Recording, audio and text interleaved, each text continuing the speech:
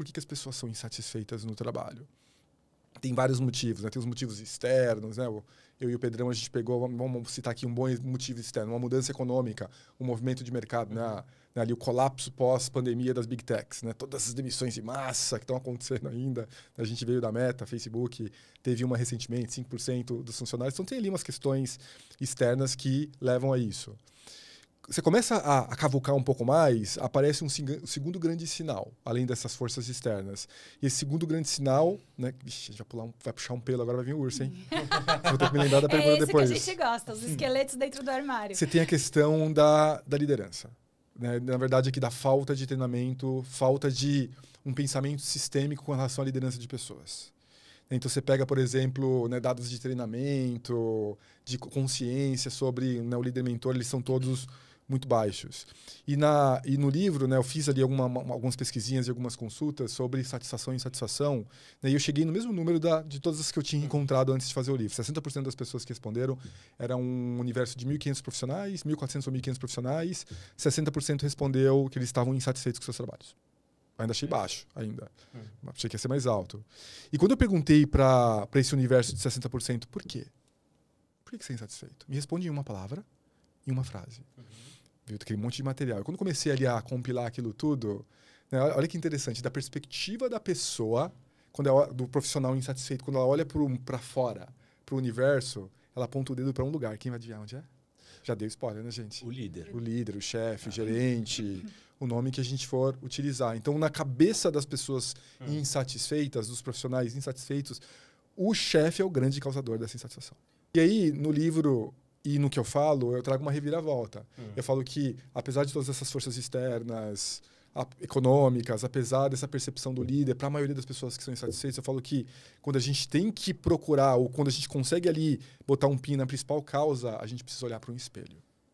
Somos nós mesmos. A nossa falta de educação sobre como gerenciar a nossa carreira. Para mim, esse é o maior motivo. Respondendo agora, depois de 3 anos para responder a sua pergunta.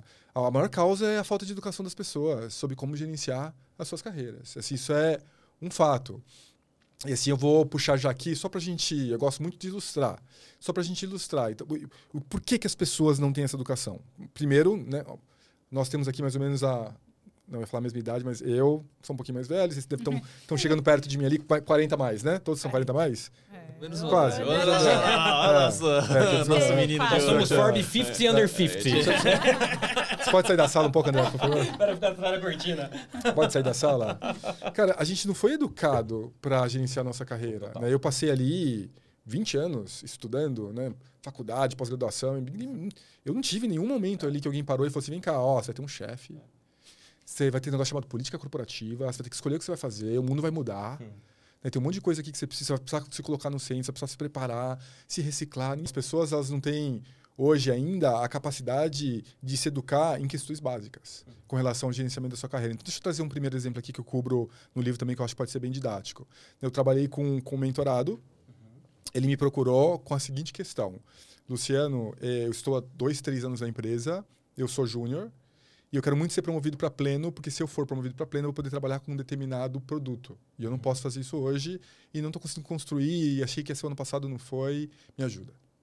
E a gente começou ali a conversar um pouco sobre tudo, e em determinado momento eu virei para ele e falei assim, poxa, legal, você já pensou também em olhar para o mercado para ver como estão as coisas? E ele me solta a seguinte pérola. Luciano, você não entendeu nada, eu adoro a minha empresa, eu adoro o meu líder, eu nunca faria essa traição. Essa traição.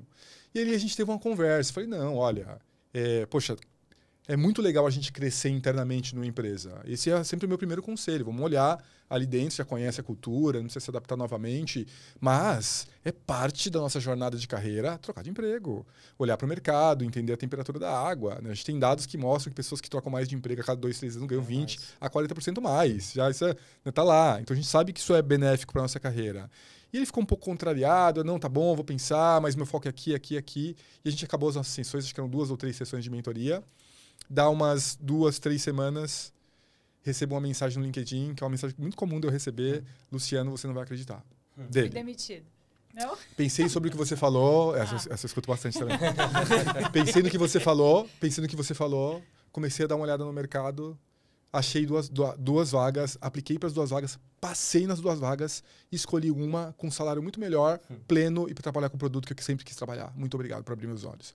Então, assim, esse é só um exemplo para a gente ilustrar essa falta generalizada de educação que a gente tem sobre como gerenciar nossa carreira. Então, por isso que eu falo, ó, não vamos nem... O futuro do trabalho é uma outra reflexão. Falar de escuta, habilidades humanas, é uma outra conversa. Para a maioria das pessoas, a gente está no primordial ainda. Cara, como saber ler o mundo, sai desse negócio dessa percepção única e abre para as perspectivas plurais.